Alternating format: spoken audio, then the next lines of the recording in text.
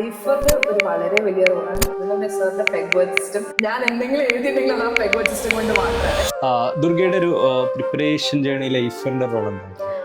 അതൊരു വലിയ റോളാണ്. കാരണം ഞാൻ സാറിനടുത്ത് പറഞ്ഞ ഞാൻ 2020 ദീക്ഷ ആയിരുന്നപ്പോൾ തൊട്ട് ഞാൻ ഉണ്ടായിരുന്നു. പക്ഷെ അപ്പൊ കോവിഡ് ആയതാണ് എഴുതാൻ പറ്റില്ല. 2023 എനിക്ക് വളരെ ഹെൽപ്ഫുൾ തന്നെയായിരുന്നു. ഞാൻ അപ്പം നെറ്റ് ക്രാക്ക് ചെയ്തു. അപ്പം എനിക്ക് 2 മാർക്കിനാണ് JRF പോയത്. ഇപ്പം എനിക്ക് 2 മാർക്കാണ് JRF കിട്ടിയത്. അപ്പോൾ അത് ദാറ്റ് സീംസ് ടു ഐഫറിന്റെ റോള് വളരെയധികം ഇതാക്കുന്നതാണ്. അത് കഴിഞ്ഞിട്ട് ഞാൻ ജൂൺ തൊട്ട് ജോയിൻ ചെയ്യുമ്പോഴും ഞാൻ എൻ്റെ അടുത്ത് പല ആൾക്കാരും ചോദിച്ചു ഐഫർ എങ്ങനെയുണ്ടെന്ന്. ഞാൻ പറഞ്ഞു ഞാൻ ഇത്രയും പഠിച്ചിട്ടും എനിക്ക് ഐഫറിന്റെ പേപ്പർ 1-ലും പേപ്പർ 2-ലും ഒരു മോർ ദാൻ 90% ഞാൻ കവർ ചെയ്തിട്ടില്ല.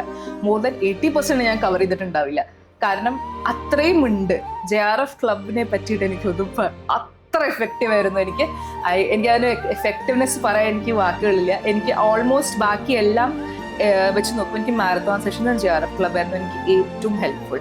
PYQയും അതിൻ്റെ അവൈലബിലിറ്റിയും അതൊക്കെ ദാറ്റ് ഇസ് ഓൾസോ ദെയർ. പക്ഷെ എനിക്ക് അത് വളരെയധികം ഹെൽപ്ഫുൾ ആയിരുന്നു. കാരണം എക്സാം നമ്മൾ കയറുന്നതിന് മുന്നേ നമുക്ക് വളരെയധികം ഒരു ഇമ്പോർട്ടൻ്റ് ആണ് റിവിഷൻ.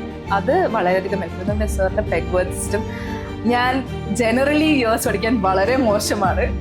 ഞാൻ എന്തെങ്കിലും എഴുതിയിട്ടുണ്ടെങ്കിൽ അത് ആ പെഗ് വേർഡ് സിസ്റ്റം കൊണ്ട് മാത്രമാണ്. സോ ഐഫറിന്റെ ഒരു വളരെ വലിയ റോളാണ്.